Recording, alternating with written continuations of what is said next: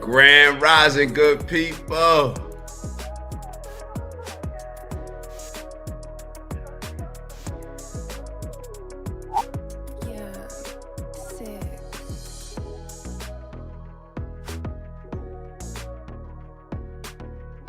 Make sure that as you are joining, you are liking. Y'all know what that does to the algorithm.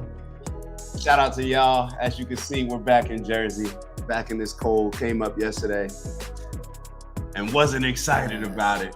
But we're here. We're here. Matter of fact, I am excited. Woke up feeling inspired, motivated, all that good stuff. Shout out to Critical Thinking in the building early.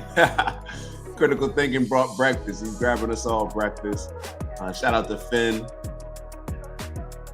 Y'all know I only need the music to get me riled up in the beginning. But shout out to Finn, Morning Critical. That's the family coming together. The family's coming together.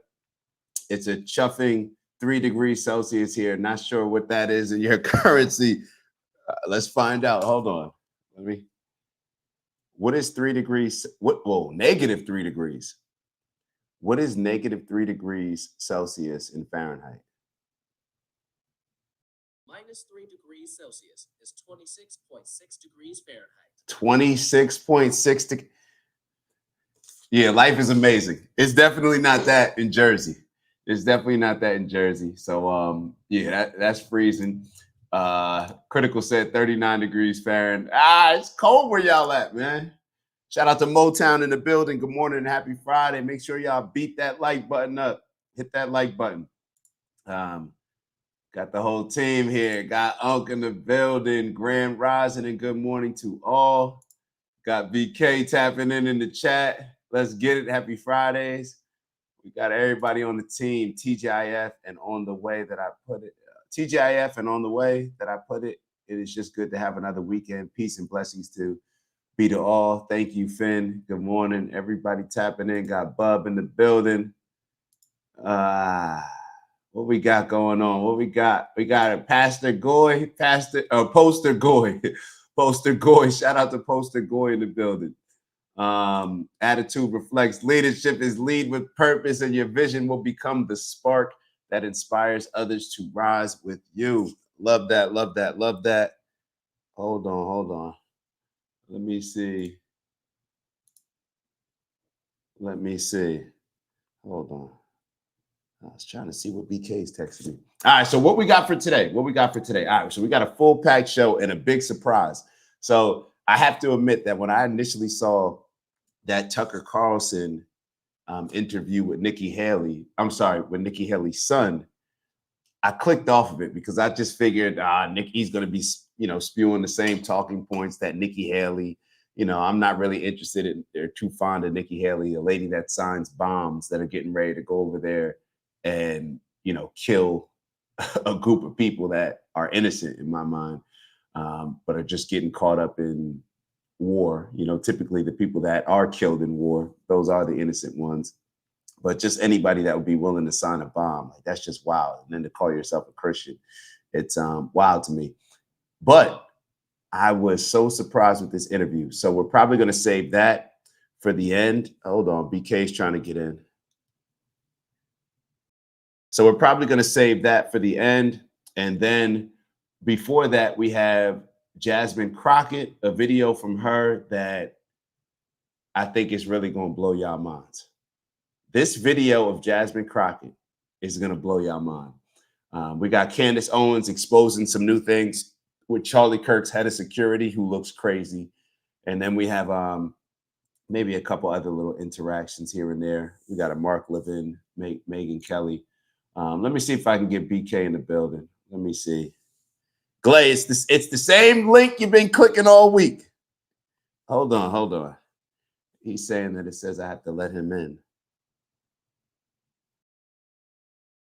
Bro, that's for the Google Doc. Are you? Oh, never mind. Yeah, I can't do this long. Yeah. All right, let's get into it. let me pull up. All right, so this first thing that I want to show y'all, this is with Jasmine Crockett. So I don't know if y'all have seen, or we covered the lady Plaskett, I believe. So that's the lady that was texting Jeffrey Epstein. I think we covered that on yesterday's show. The lady that was texting Jeffrey Epstein, I believe she represents the Bahamas, and she was questioning Michael Cohen. And while she was questioning Michael Cohen, right before that, she was in a text exchange getting information on Trump's assistant or something. And then after she questioned Michael Cohen, Jeffrey Epstein sent her a message back saying, good work, as if she works for him. So it was kind of a crazy exchange. Matter of fact, and we're going to play, yeah, we'll play that one first. We'll play that one first. Let me pull it up. Let me get that share for y'all. This, I'm telling you, this is, I did a video on this separately that I haven't put out. I'm gonna put it out right after the show because I think this just needed its own video. But y'all take a look at this. Y'all tell me if this doesn't give y'all PTSD. And I'm gonna play a little bit longer parts of the video just so y'all are able to understand the context around it. So here we go. So it'll be interesting to see what happens, but I don't expect transparency. The president said tonight he thinks it's going to end up being really embarrassing for Democrats. Are you worried that it's going to be embarrassing for I'm your not party? worried at all. I can tell you one thing. I ain't never worried about my name being in the Epstein files. So that's one thing that we can talk about. Number two, for me, it's not partisan. As somebody that worked in the criminal justice system, I understand what it is to sit across from a victim. I understand their stories, I understand the trauma, and I understand the lasting effects. Wrong is wrong, right is right. And I think that that is what we are missing in this administration. It seems like he consistently wants to give a pass so long as someone is a follower of his. That's what we saw with the January 6ers, that he decided that he was going to pardon, and then even after they got in trouble again, he decided to pardon them again. He seemingly only wants to go after people that he looks at as if they are opposition. We in this country, what justice looks like is going after whoever is wrong, no matter their race, no matter their political affiliation, and no matter how much money they do or don't have in the bank account. So you're saying, yeah, you don't care even if it does embarrass care. Democrats. I don't care. That's not what this is about.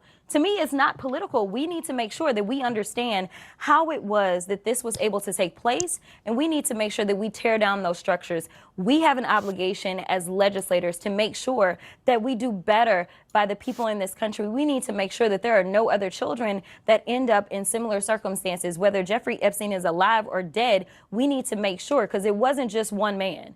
This was a system, a sophisticated system that was set up. And so we need to make sure that there are no other victims going forward. So, you know, it sounds like so far she wants people to be held accountable for certain things that may have been done. She wants this exposure, this transparency that a lot of us have been talking about. Accountability seems to be the reoccurring theme when I listen to Jasmine Crockett, especially in this conversation. But let's continue. One Democrat who's been on defense over Jeffrey Epstein is Stacey Plaskett. She represents the Virgin Islands. She was texting with Jeffrey Epstein the day of Michael Cohen's hearing. Her questions pretty closely followed the text messages between the two of them to ask about Rona Graff, Trump's longtime assistant. You were defending her today in recent days, yesterday, and you talked about Republicans taking money from a Jeffrey Epstein. Here's what you said.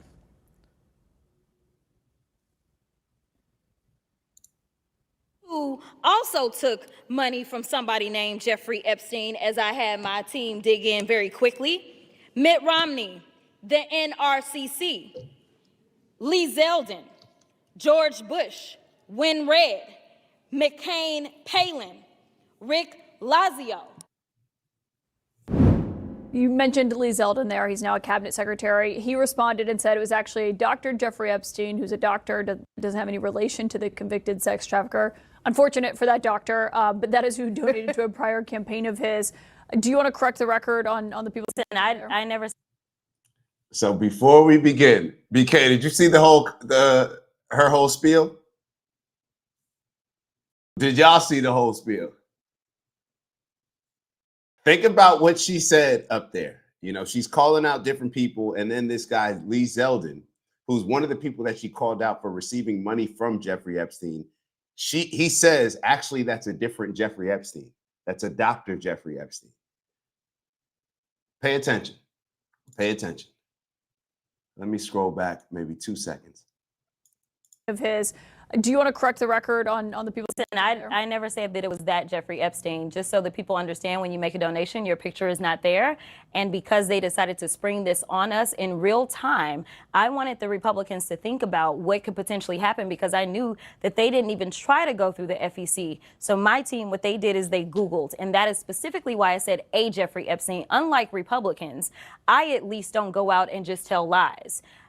Because it was not the same one, that's fine. But when Lee Zeldin had something to say, all he had to say was it was a different Jeffrey Epstein. He admitted that he did receive donations from a Jeffrey Epstein, so at least I wasn't trying to mislead people. Now, have I dug in to find?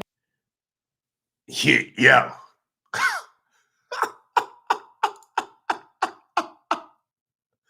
She's not intentionally trying to mislead people. However, she understood. She's now trying to justify saying, I said a Jeffrey Epstein. I didn't say it was that Jeffrey Epstein. So it almost would have been better if you would have just said, hey, like, I thought it was that Jeffrey Epstein, made a mistake. But the fact that you are saying that you said it was a Jeffrey Epstein, you're trying to give yourself, I guess, a way of defending if it wasn't that Jeffrey Epstein. So you're aware that it may not be the Jeffrey Epstein that obviously when everybody hears you, we're going to think that you're implying that you're talking about the Jeffrey Epstein that is being discussed while you're on stage or while you're standing up there trying to defend your colleague from working with Jeffrey Epstein or doing something shady with Jeffrey Epstein. BK, what am I missing?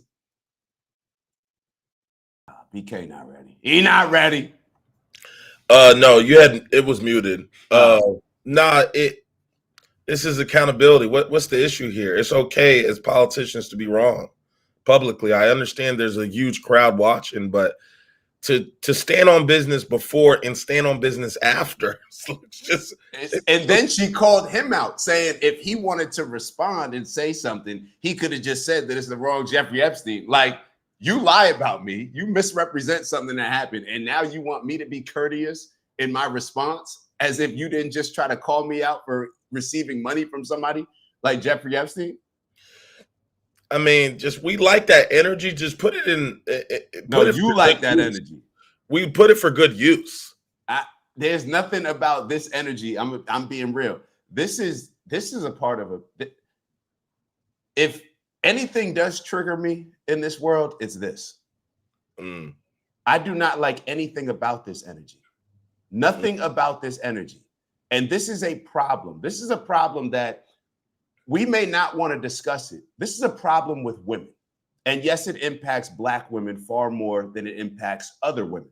Just like a lot of other issues that we have in this country that may impact Americans overall, let's say like obesity, but we see it affecting the Black community a lot more than we see it impacting other communities. This lack of accountability is exactly what we talk about when it comes to women. It's exactly what we talk about when it comes to all these other privileged groups that we feel are special and we treat as special, and they develop this sense of entitlement. So they grow up. This is what we talk about all the time. Women not playing sports, growing up, never having somebody check them, never having somebody give constructive criticism, to the point where she thinks that she can go on national TV and give this explanation and the people accept it. That just shows that she's never been properly checked or held accountable in her life. This is a bigger problem that we'll just allow it to go and we'll just say that it's Jasmine Crockett. But to me, this is a problem when it comes to women, and this is a problem when it comes to these pacifying,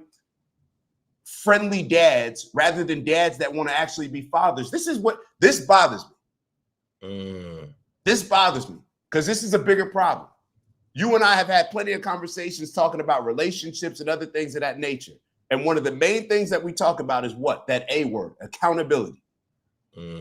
So, I don't like anything about this energy, bro. Admit that you're wrong. And what's crazy is we'll say that we may like that energy coming from her, but if it was a man, we'd be like, bro, you're lying. Just admit that you're wrong.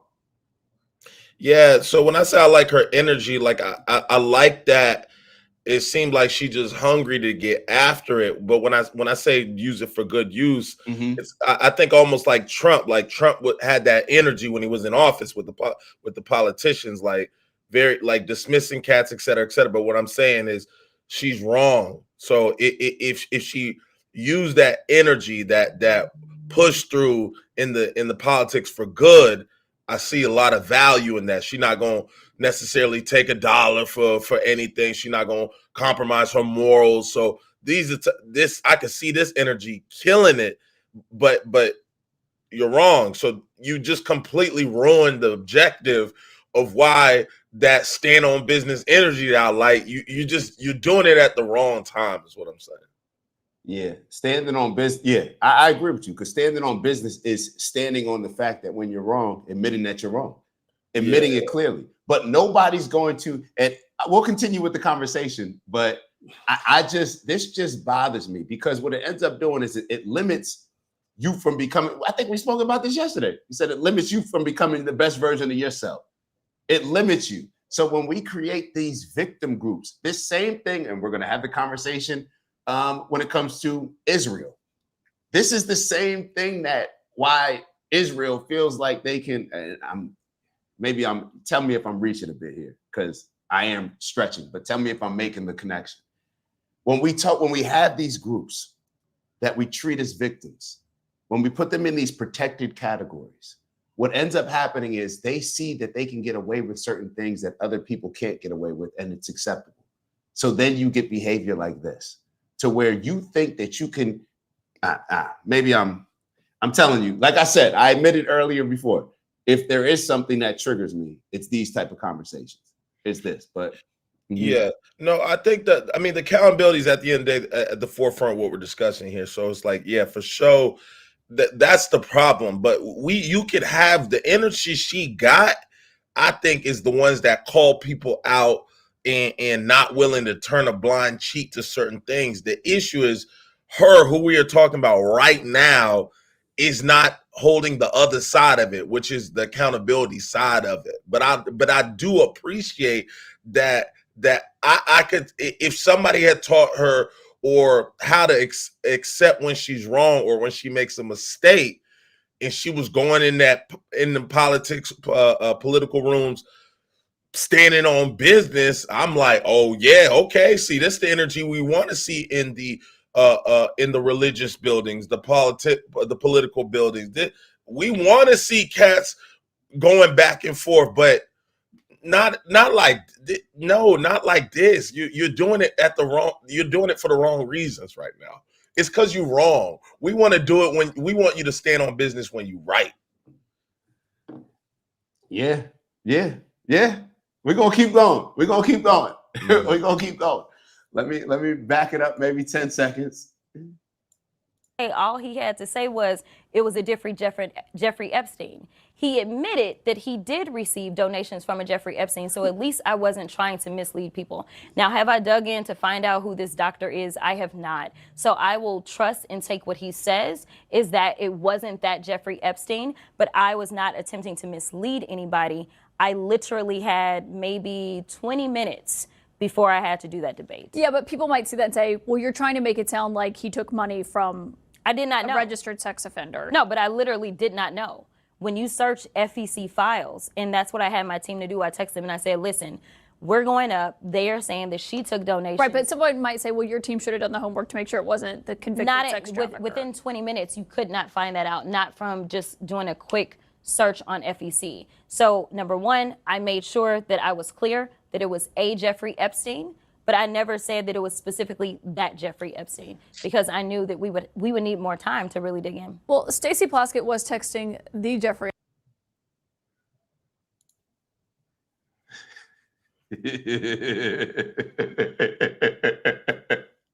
Yo, no,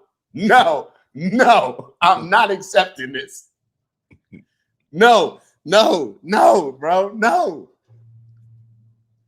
Every man in this chat has dealt with this in a conversation where you're trying to get your girl to just acknowledge that she's wrong.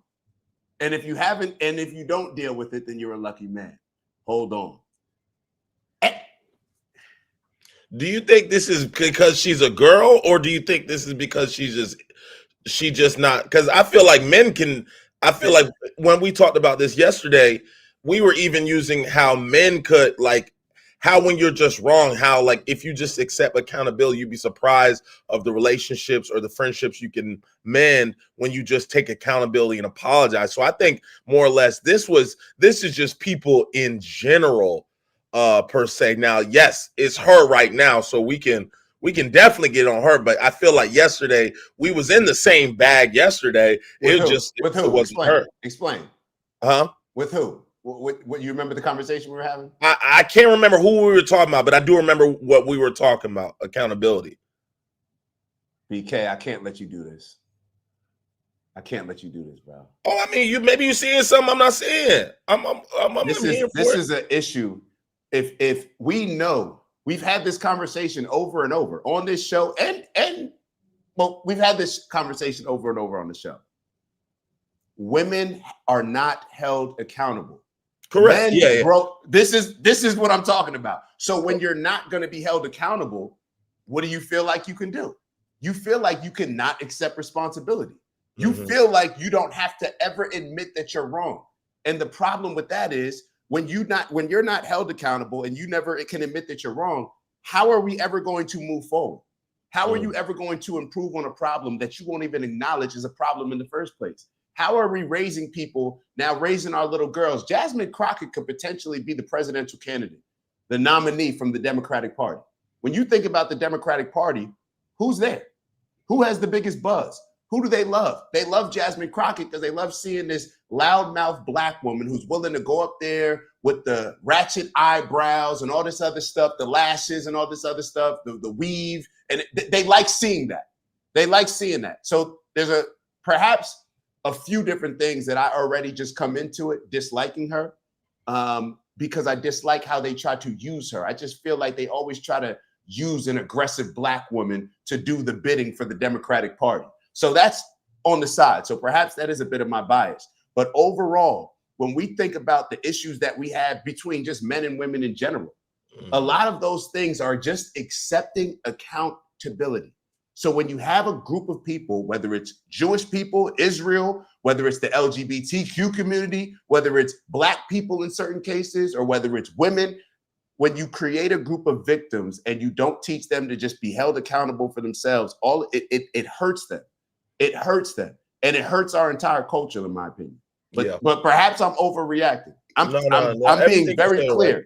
This is one of the biggest issues that I have. Like, one of the most important things that we'll ever do, all I hear about is the woman that we choose as men, right? The women that we choose, relationships being so important. And perhaps this is why let's keep going with the video. Let's keep going. You're not wrong. You're not wrong. Let's keep going. Epstein that we're all talking about.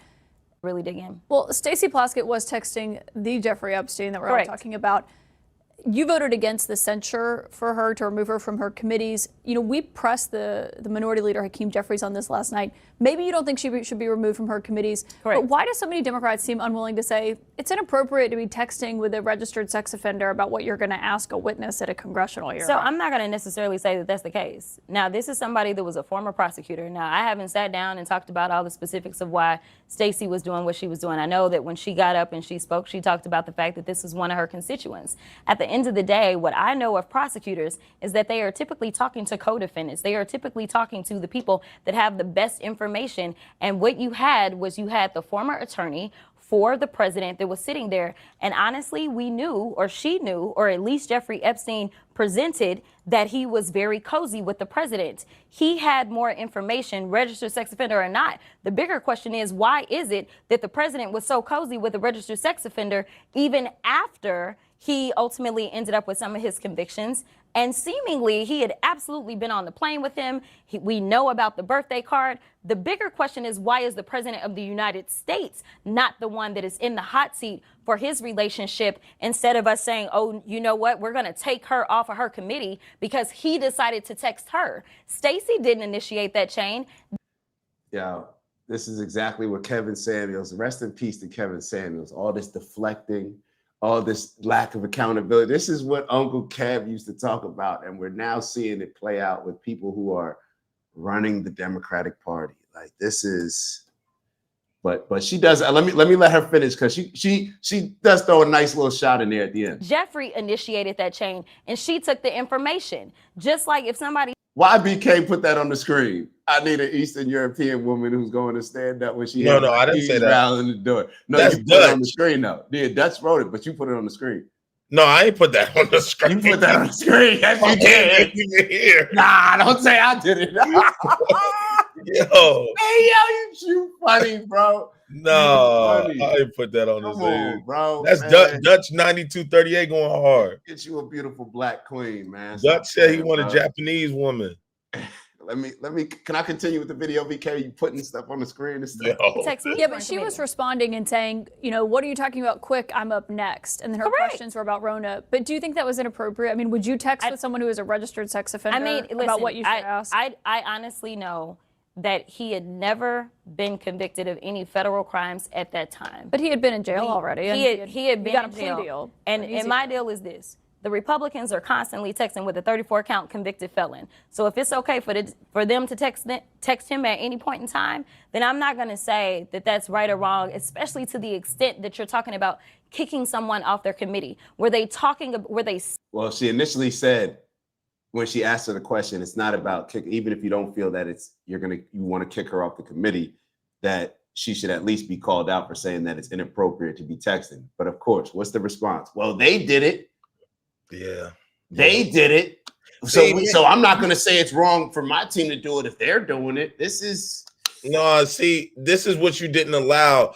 At the point when I seen the video at the beginning, oh it my wasn't- bad. That was seen all this. This wasn't enough video for me to see what bag she was in today. So I'm thinking that stern backbone energy when somebody trying to press her, I'm like, oh, this is what we need in the politics. But as we're going down this road, you seen all this. So I'm like, oh, okay. That like I've seen this play out before. Like, yeah, it's what you said it was. It's what you said it was. Yeah. It's and like I said, I'm being like real with y'all. This is one of those triggering things. If there's anything, you know, that I don't think that we should be triggered at all by stuff. That's just an emotional response to something. But this is definitely one where I have to admit that I have. Like, because it just irks me. It irks me. You know why it irks me? Is because, like, perhaps constructive criticism is something that can be used. Like, that's something that should be valued. That's something that, like, accountability. I don't know anything that's more important than that. I don't know if there's anything that's more important than being accountable. When we think about all of the issues that we have, when we think about relationships, when we think about, oh, I want to make more money, I'm struggling in this area, struggling in that area. What it comes down to is being accountable to your word, being accountable to admitting when you're wrong about something. Like that accountable word, it just means everything. So when I see a group of people that are now condoning and pushing and okaying this lack of accountability, like I just see it now. It's like, you know how you get a car and then you start seeing more of those cars? This is a big issue for me. So sometimes I may even unfairly, oh, I see that, like that's playing out over there, but because it just bothers me so much. So that's something that I do have to also make sure that I'm checking myself. Yeah, I see what you mean. I went into it with a very I think I had my I was looking for some holes on some political vibes. You know what I'm saying? Like I had my politician hat on.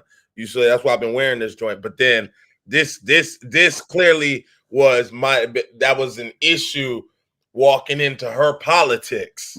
And now we seeing how it's transpiring in her politics. So like we said yesterday, when you can even admit when you're wrong publicly, it allows us to draw closer to you and understand that you're willing to stand on what you believe in, but also stand on your mistakes and willing to change for them. But when we're doing this deflecting behavior. Well, they did it, that did it.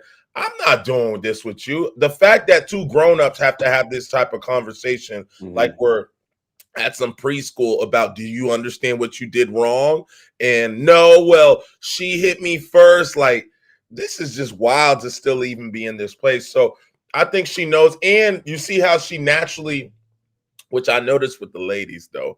And in some situations this could be good, but in a lot of situations I see it's bad also. You always covering your girl for bad behavior. I always see them so quick to shoot first and ask questions later when it comes to another lady doing bad behavior. But you didn't do that research when you yelled out the wrong Jeffrey Epstein. You didn't do no research.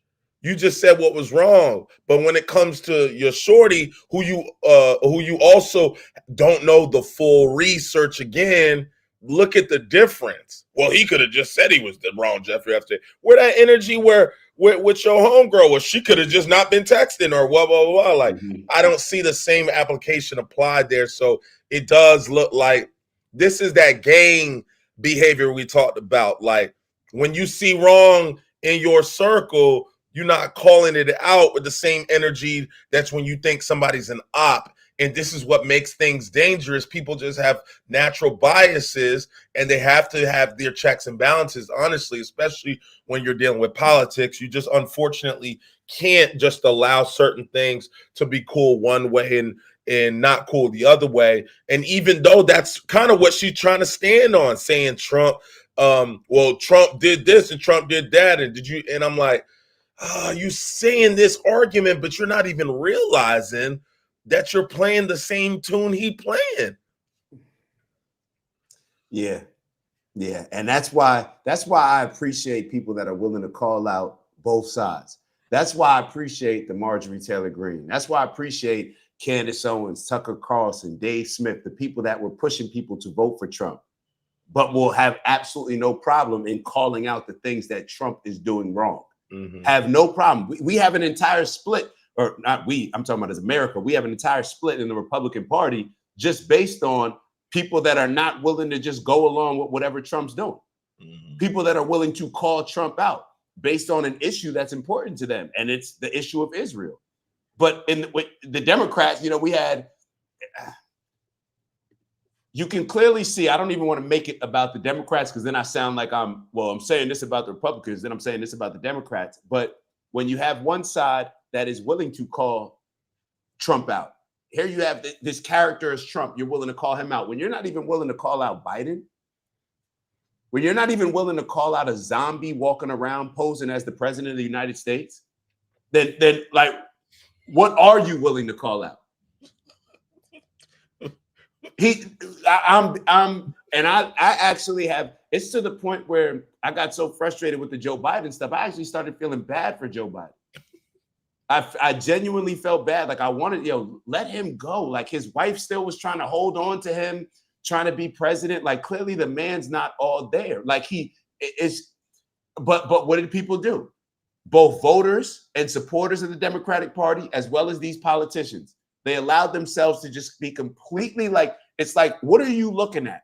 You hate Trump so bad that it's completely altering your view and perspective. And that's what I guess happens when emotions can get involved in things. So that's why I also that's why I keep saying, I got to remind myself to hold up. Let me make sure I'm checking myself because this bothers me. Everything about, see, I was getting ready to say everything about her bothers me. And perhaps that's more the emotional energy, but the things that she represents, how she's being used, how she's being manipulated, because she's being used. She's being used by the Democratic Party. And I've just seen this play out in different ways where they elevate women to these positions and use a Black woman's aggression to push whatever agenda it is that they're pushing. Meanwhile, they would never be okay with whatever group that is that I'm talking about, would never be okay with their woman behaving like that. They would never celebrate and want this. And this is that reoccurring thing of when men accept behavior, when men cheerlead for behavior that they would never be okay with engaging in a relationship themselves, I have a huge problem with that. And who am I? I don't know. I'm just giving y'all my opinion, but call it what you want it. All right, let's move on. All right, so this is a conversation. I think we ended up bringing this combo up yesterday. Before we get into before we get into the conversation around Nikki Haley's son, the Tucker Carlson interview, this has been a conversation that has been going around. A conversation that's been going around, and we've been talking about, you know, the Holocaust and how people are looked at it. We've had a bunch of these conversations, and I just wanted to share this. This is a TYT. Shout out to TYT for posting this. They had the clips right. So let's take a look at this and you tell me your thoughts. I may fast forward over Anna a little bit, but y'all bear with me. Hearing it through this wall of carnage. So you have TikTok just smashing our young people's brains all day long with video of carnage in Gaza. And this is why so many of us can't have a sane conversation with younger Jews, because anything that we try to say to them, they are hearing it through this wall of carnage. Carnage carried out by Israel against the Palestinian people should be dismissed, and that's according to, I can't even believe this, but maybe I should have been savvier. That's according to Sarah Hurwitz, who served as an aide and senior speechwriter, not to George W. Bush, not to some other war hawk, but to a left-wing war hawk, apparently, former President Barack Obama. So she made those comments at the Jewish Federations of North America, where she also mused that, you know, maybe Holocaust education in our public schools has backfired because it gave Americans, in her mind, the false impression that genocides and Holocausts were wrong when it happens to other people. Take a look. I think, unfortunately, the very smart, bet that we made on Holocaust education to serve as anti-Semitism education, in this new media environment, I think that is beginning to break down a little bit. Because, you know, Holocaust education is absolutely essential. Why? Why is Holocaust education absolutely essential? Like, I'm just wondering, like, why are we learning about a Holocaust that happened across the water? Why is that essential? But we don't properly learn about the Holocaust that have happened in America. We don't learn about the various other Holocausts that have happened. We act as if, matter of fact, when you grow up and you hear the word Holocaust, I grew up thinking that, oh, it's just one incident. Like, this is a thing. This is not a term that means this can happen to various people. You know, I didn't know that. I learned that on this by watching Constantine's clip. I always thought it was a time and a place. You thought it was just one situation, yes. Right? Yeah. Yo, that's how you grow up in America. Yeah. Like, I thought that the Holocaust was just like that situation. Yeah, like I thought it was like Holocaust. I thought it was like a Jewish word, or, you know, like a word, like, because, you know, it doesn't sound like anything else. So I'm like, oh, a Holocaust must be native to that place. But I didn't know. Hold on, what does it mean actually, Dad? Let's take a look. Let's hold up. Let's ask Google. Yeah. Definition of Holocaust. All right, let's see. Can you see the screen? Yeah. Mm-hmm. All right. Destruction or slaughter on a mass scale, especially caused by fire or nuclear war. That would be a nuclear Holocaust. A Jewish sacrificial offering that was burned completely on an altar. Wow, that actually just makes it about Jewish people. See, the mass murder of Jewish people under the German Nazi regime during the period 1941 through 45. More than 6 million European Jews, as well as members of other persecuted groups, such as Romani, gay people, and disabled people, were murdered at concentration camps such as Auschwitz. Hold up, we got to look this up, because they're making it seem, based on that, they're making it seem like this is just, yeah, like, hold up. Have there been? Meth Cat asked a good question. What is, and then genocide too? Like, what is genocide then? Genocide is the destruction. Well, we can look up genocide too, but genocide to me is the when you're trying to or actively destroying a large population of people. Okay, gotcha. Like trying to either wipe off the entire population or a significant portion. But hold on, let me look at this. Have there been other Holocausts outside of Jewish people?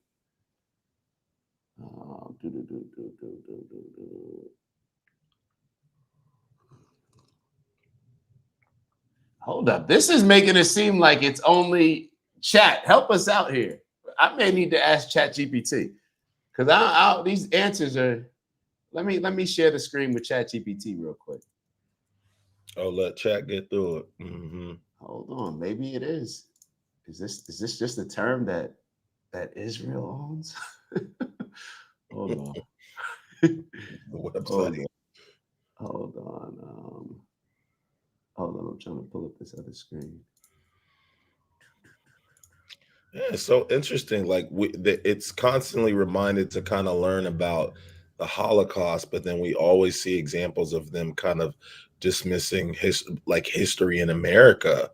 You know, the Indian genocide, slavery, things of that nature. It always seems like that is always altered or not necessarily important to us. But then when it comes to that, it's just like it's always reminded and put in our faces. So definitely see definitely if a person doesn't see that, they're gonna make that assumption. So they're saying that the other genocides that have been committed are not called the Holocaust. So we were right. It sounds like we were right. These are sometimes called a Holocaust in a metaphorical or descriptive.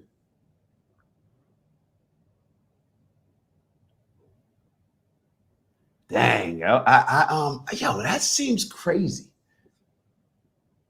I guess it is only meant for that. Okay. I guess it is only meant for that. Is that what y'all grew up thinking? I mean, I didn't know that it was just exclusive, but I guess it is. Let me wait for BK to jump on in here. Hold on. Let me see. All right, let me pull this video back up. And then BK's computer may have died. We'll keep going. We'll keep it going. We'll keep it going. Environment, I think that is beginning to break down a little bit because, Holocaust education is absolutely essential, but I think it may be confusing some of I still am left with the same question, and I'm glad that we went back a couple seconds. I still went back. Hold on. Oh, it kicked you out? It kicked you out. Yeah, it did. Oh, I don't know what happened. Oh, see, okay. I'm talking about them people. Yeah, man. That's what I thought. I was like, oh. So, yeah. If it is essential, because that was the initial point that we were going back or that we were responding to, why is that education necessary? Why is it necessary in America to learn about the Holocaust? And it's not even like you're saying it in a way where it's like there's a bias to it. You're just wanting to understand. Yeah, I'm wondering honestly, why is it? Yeah. Because we didn't learn about other genocides. Yeah. We know more about the Holocaust in some ways than we know about, let's say, like certain instances of slave rebellions and revolt. In America, I'm saying. Yeah, I don't think we have a proper education on what actually happened when Europeans came here, who was already here, who was called here, the deal that was made with the quote unquote Native Americans, the Mongolian looking people. Why did we make a deal with them? But that's a whole another rabbit hole going down. But we don't learn about the Haitian Revolution. Yeah, I was gonna say that. I never, until I started digging about the 1812. I never knew about that through school. I never knew about that through school. So it is interesting to even see or hear. I never knew how involved the U.S. was involved in Haiti and why Haiti was the country that it was and that they were the first to revolt. I never learned that in school. It was just when I did later on digging and I was like, oh man, America really has a hand in Haiti.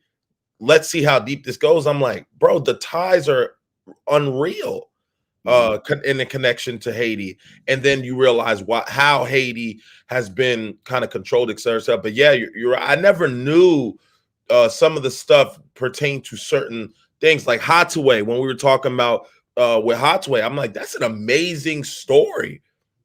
But I noticed that it's a very kept quiet story about Hathaway and what he was able to do. So it's unfortunately like it looks like that typical song, because I'm seeing the comments like, oh, so whites invented racism. No, that's lack of accountability is what we're talking about. Who wrote that? Somebody wrote that? I think somebody wrote that.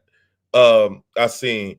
So it's just like, nah, that's not even the type of time we on. It's just like, damn, we just kind of notice, like, dang, like if you start realizing how you learn certain stuff. Hold up. Somebody just commented that? Oh, I thought I seen whites invented racism. Yeah. Let me Dutch 9238. So it could have just been the tone, like he just really questioned, like, did whites invent? You know what I mean? So it could be that. Oh, I see it. Yeah. So it's just like, nah, it's just like, it ain't even that type of time. We really just like, dang, do you realize how certain things in history you learn because of your research, and then certain things you learn in history because of you were taught them?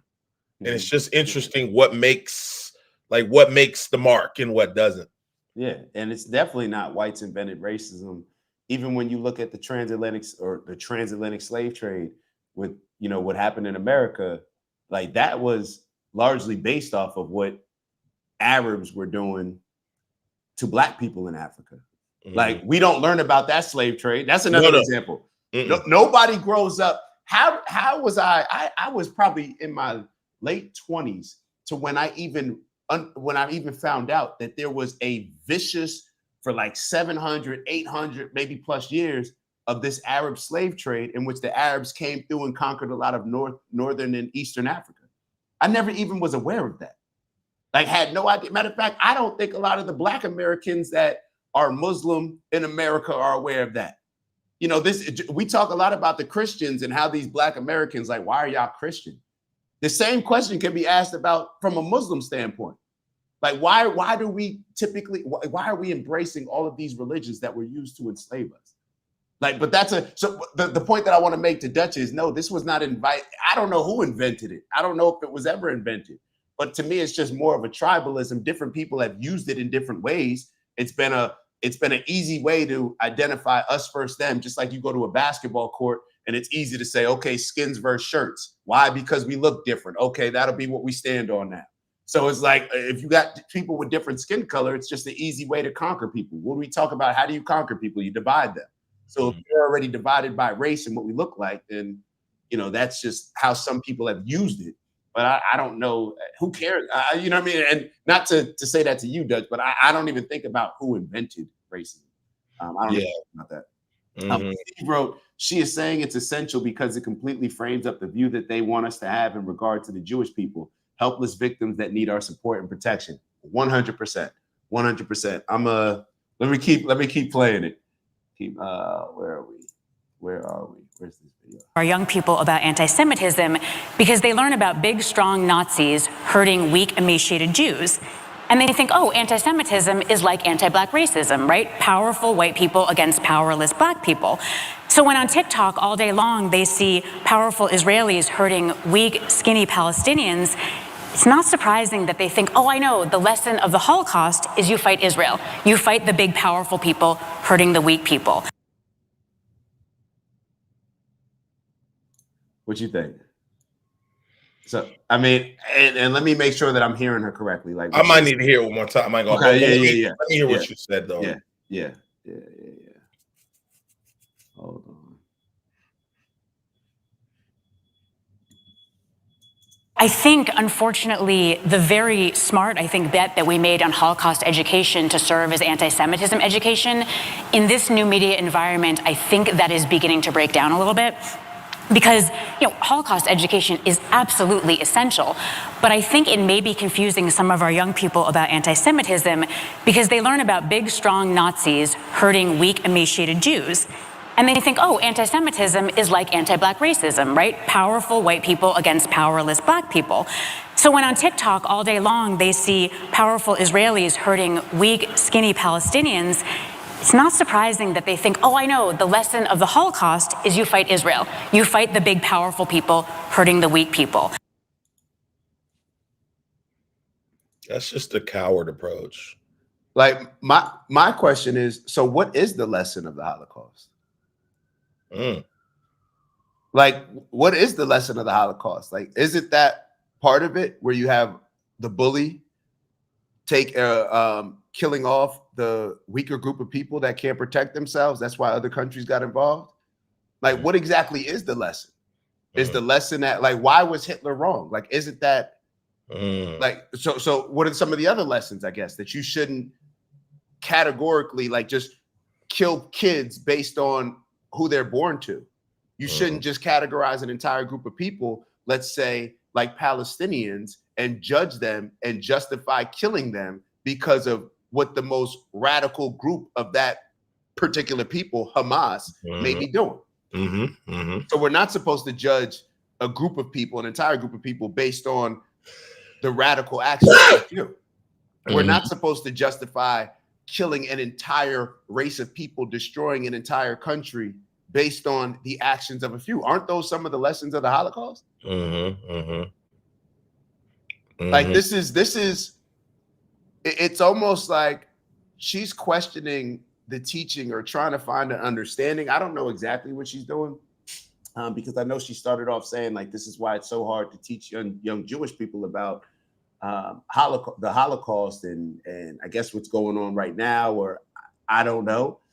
But when I'm hearing her speak, it's almost like she's questioning or trying to rationalize like, oh, this is why people are against what we're doing to the Palestinians, because the way that we taught it, we understand how they can be misled, how they can't, they're not maybe smart enough to see it from the way that we're seeing it. This is why they think it's wrong.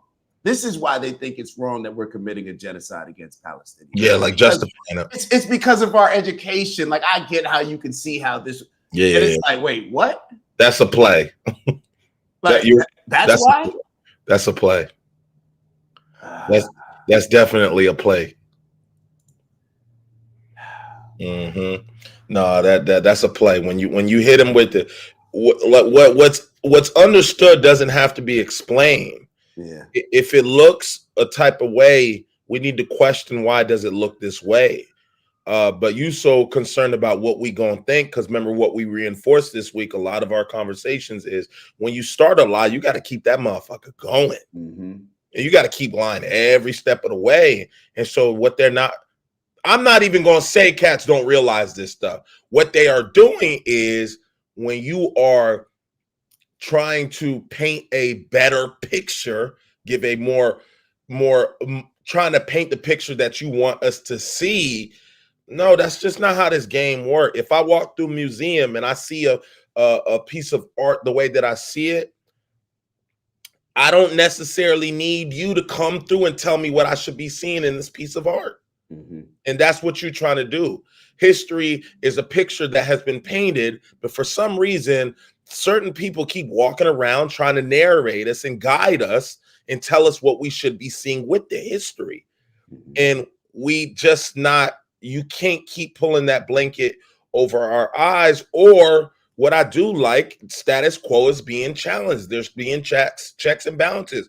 People are doing a little bit more work. People are wondering why is Haiti a third world country? Why is certain people living in a certain way? Why do we see certain things a certain way? We're challenging tradition. We're challenging not history. We're challenging the history you told us. We're challenging those books. And we want to know why, because now we're starting to understand perspective is a hell of a bitch. Perspective is a hell of a bitch. And we start wanting to know both sides of the story now. We're wanting to hear people, we're wanting to hear both sides. You can no longer say, oh, they were a criminal. No, we want to hear the criminal side too, because we're starting to notice there's a pact. We're starting to notice there's some type of gang behavior here where who is the criminal and who's telling us they're the criminal. we're starting to notice there tends to be a correlation between the two. And so now we're investigating a lot further. And so when people are going to places like Gaza and showing you what's going on, now don't TikTok me and tell me it's TikTok fault. No, you got caught robbing and it looked bad. So if you don't want to get caught consistently, leave it to you to let me see a video and try to tell me what the fuck I'm seeing. Mm-hmm. Leave it to y'all. So imagine what history could look like, because you can write it in a book, and book and words have meanings, but it also is missing context, right? That's what they said in the Bible. Thou shalt obey their slave. No, it was happening at that point in time. It was okay. It was allowed. It was right. It's not. It doesn't have the same meaning. Where's that energy at? Keep bringing that energy along. See, the lie gets hard once it starts snowballing and getting heavy. So it's just like, this is why it's always good to be in not only truth, but also when you start noticing you are pandering to make an excuse for certain accountabilities, you're better off just being quiet and letting the picture that has 1,000 words speak for itself. And so therefore you can go back in your bag and start either addressing what doesn't look right or start trying to paint a better picture. Mm-hmm. Your job isn't to change our perception on the picture. Just go make a better picture. Yeah, you go address your product. Don't stop trying to convince me that I need to buy this car. No, I don't like the car. Mm-hmm. It's not a good car. Mm-hmm. Like you're telling me that it's brand new. It's not brand new. I can tell it's not brand. You know what I mean? Like these are old parts. Like it's so. Unc says something that I've always had an issue with, and imagery. Let me just say that word before I read Unc's comments. 10 Commandments, the movie, and Ben-Hur, the movie, at the time that they shot those in the late 50s and early 60s, do you think life would have been different for most children today had the Egyptians were actually African and most of them were dark-skinned people? Have you ever seen the movie, The 10 Commandments? No, I haven't. All right. So it's a movie that comes on around Easter, or comes on Easter. And I can always remember either being at my grandmother's house and us watching this 10 Commandments movie, like it just being on. Like, and then even as I got older, you know, my dad and mom may have had it on in the house, and or it just comes on. You know what I mean? It comes on, and I'm looking at this movie, and I'm like, yo, what? And then as I got older, when I start to see like all these movies about Egyptians and all this other stuff, I'm like, yo, why are they like? Why not just use people that look like real Egyptians? Like, why do you have to use white people? Like, why do you have to use Europeans to portray Northern Africans? Like, I just, why do you have to use white people to portray Middle Easterns, you know, Semites? Like, I just didn't understand it. Even yesterday, I'm watching this documentary on the history of the Amalekites. Hopefully I'm pronouncing it correctly. This is the one that we've referenced before, where God told King Saul, who was the king of Israel at the time, the Israelites, to kill this other group of people, kill the women, children, dogs. That's who I'm referring to. And in the documentary, I'm like, yo, why are the Israelis white and everybody else is like a darker skin, like different shades of, and I'm just like, yo, the imagery. And it's like, I hope I'm not coming across like a victim in bringing this up, but imagery is very important. When we think about how we've been indoctrinated over and over since we were young to see things a certain way, like we were sponges in our most spongy years, we were embracing this information, whether it was consciously or unconsciously, we were just accepting this bias that was just brewing in our minds to see the world the way that a lot of us see it now, unless, and we'll continue to see it that way unless we intentionally break that thinking. Like, and we go down these deep dives like you've gone down when you were talking about Haiti, when you were talking about, what's the guy's name? Hatway, who said like, yo, that's what they doing? Like, why didn't we learn about that story? And the reason why I'm saying, why didn't you learn about that story? Because think about it. Why do I need to just accept the teachings of my oppressor? Why do I need to just accept that? I'm sure anybody can understand that. Look, I'm not the whole victim blaming life on slavery and all this stuff. Life is good. Like, I don't need to blame, you know what I mean? Like, I'm cool. Like, I don't ever need to blame something on slavery, but you're not going to silence me and get me to not call out the BS that's being used. Why silence that story? Why silence a slave revolt, the somebody who led a slave revolt, and silence their story when they're saying like, yo, oh, you could do this if you get to heaven. Oh, is heaven where all those people gonna go? The ones that have me in chains and shackles? I don't want to go there. I'll go over here. I'll go anywhere but there. But there. Why don't we learn about Nat Turner? You know what I'm saying? Nat Turner was a preacher, a black preacher. That's I did that. I read that story. You know what I'm saying? Why don't we learn? Why do they pick and choose and just make it seem like he was just a savage killing people for no reason? No, Nat Turner was somebody that was educated that a lot of the white slave owners used to preach the gospel in a way that was different than that they were preaching at their schools. He was used to finesse and manipulate and indoctrinate the black slaves. And he started convincing them. He was trying to. They were using him to convince them, like, "Oh, be obedient, obey your earthly master, and you'll have heaven in the afterlife." And then he started reading the scripture, and that's when he started to revolt. He's like, "Hold up, I can't do this." Why don't we learn about these things? Instead, we learn the things that pacify us. And we have parents, grandparents of sorts, uncles, aunts, who instead of doing the due diligence and doing the extra work and researching these things, we just accept whatever comes our way. Whatever works best for me to fit into society. That's what I'll accept. Yeah, I mean, even when, I learned about the Nat Turner, man, when you just take a deep breath, bro, it's just so sad. The links that, and when I say these people, I'm not even talking about black, white. I'm talking about the group of people that ever thought that it was okay to run this play on earth like this. And what y'all have perpetuated, and to this day, people are constantly fighting a nightmare that a bunch of greedy assholes built so long ago, and to this day. And now we're challenging it, we're poking holes in it, but it's just unbelievable that even this generation here wouldn't even have a fighting clue or chance to know if we weren't doing stuff like that. And it's just so sad how hate has just consumed so much of our politics, of our education system, of our religion. Like, y'all don't let hate move that much, bro. Didn't nobody want to check that shit? And then y'all want to silence Hathaway. Y'all want to silence Tucson. Y'all want to silence all these people that went against hate and sacrificed their life. Like, as a planet and as humanity, like, y'all really gonna silence these people that were willing to put their life on the line for this shit? And for y'all people to sit up here and still perpetuate the same bullshit that they died for? And then you got the nerve to hear and try to explain to me the difference between a Holocaust and a genocide?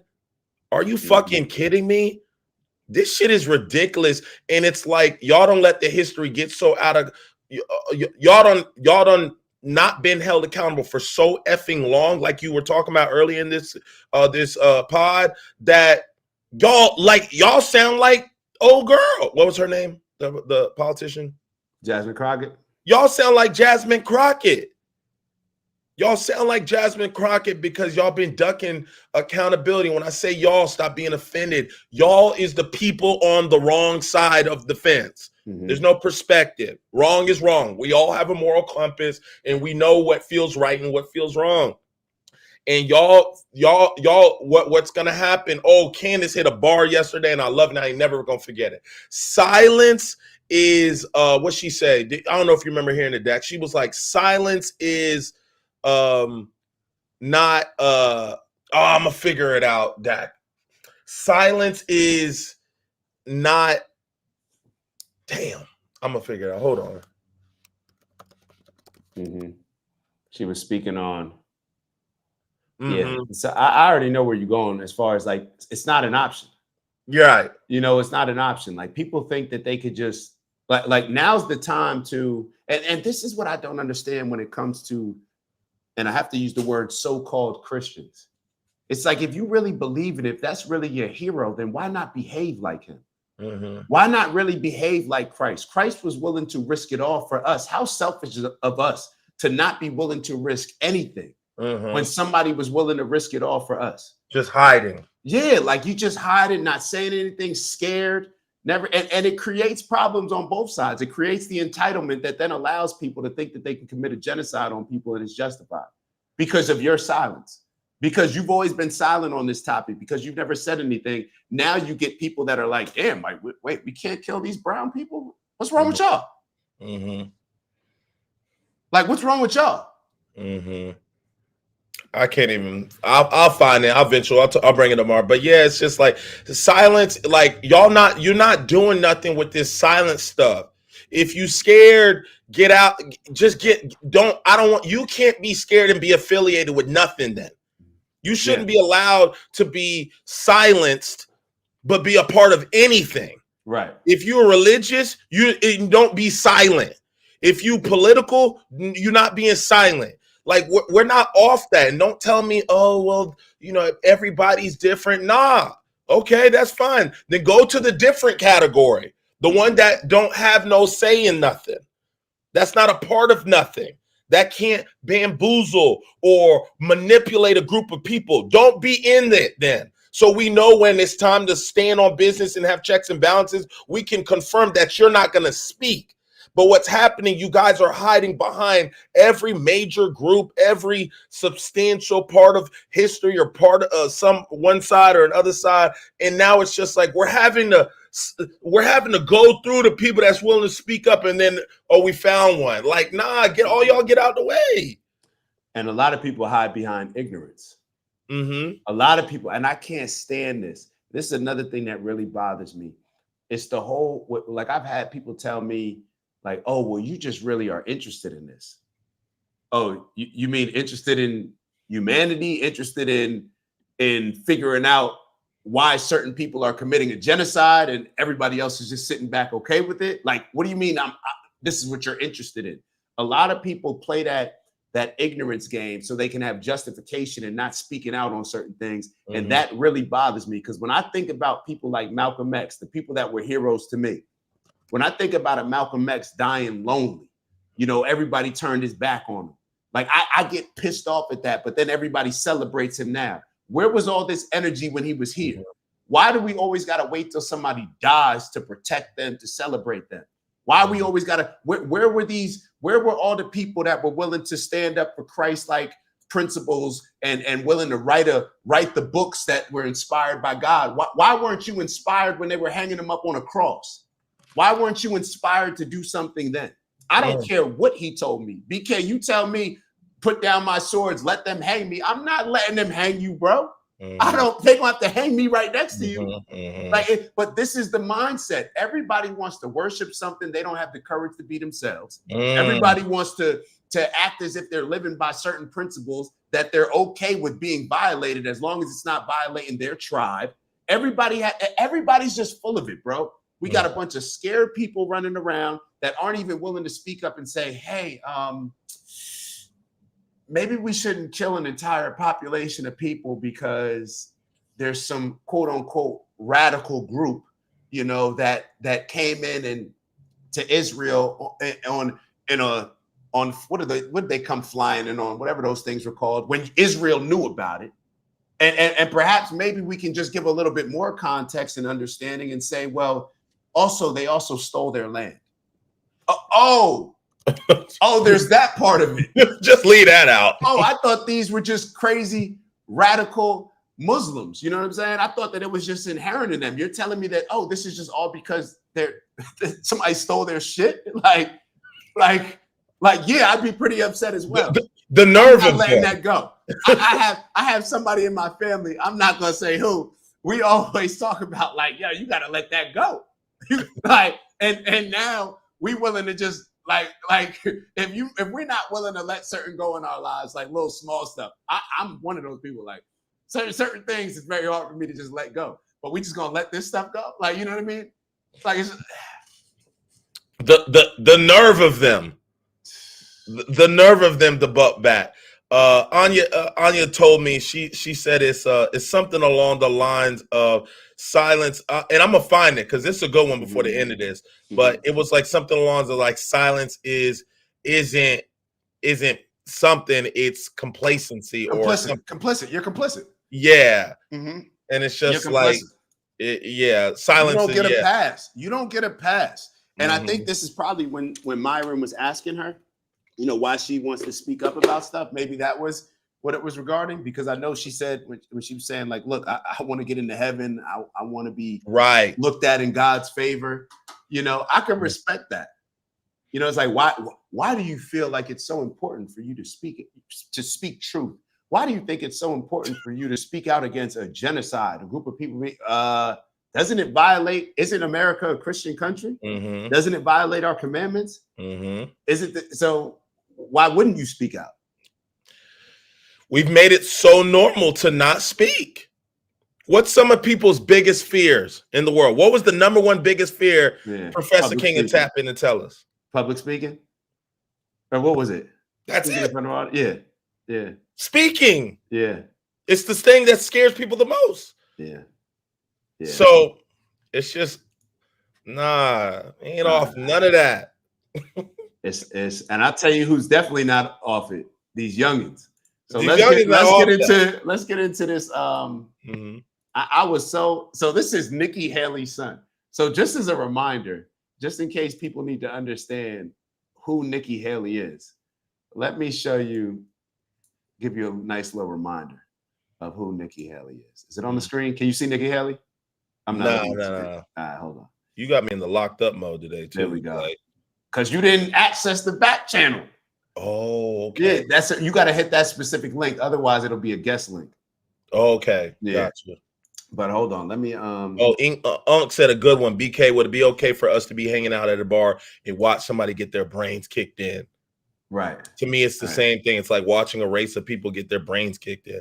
Absolutely right. Yeah. Like You're you right, expect Steve. humanity to stand up, right? You Yeah. expect somebody to intervene. Intervene, right? Hey. Steve, public speaking, yes. Mhm. Yeah. All right. I So don't this know. is Nikki Haley. Okay. This is the same lady. So she's signing a bomb. This is I- delayed. Oh, I remember this picture. Yes. She's That bottom signing right. a bomb that says "Finish them."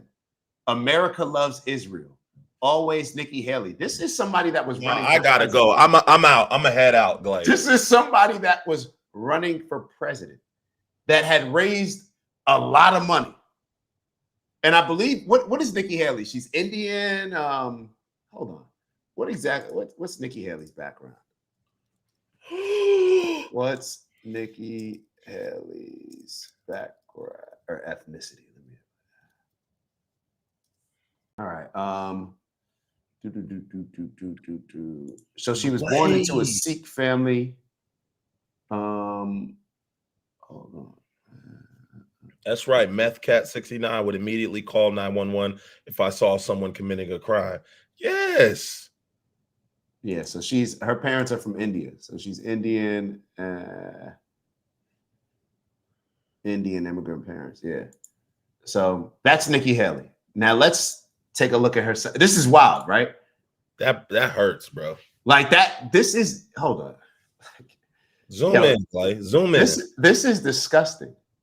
That's disgusting, Clay. Like how this could even come into your mind.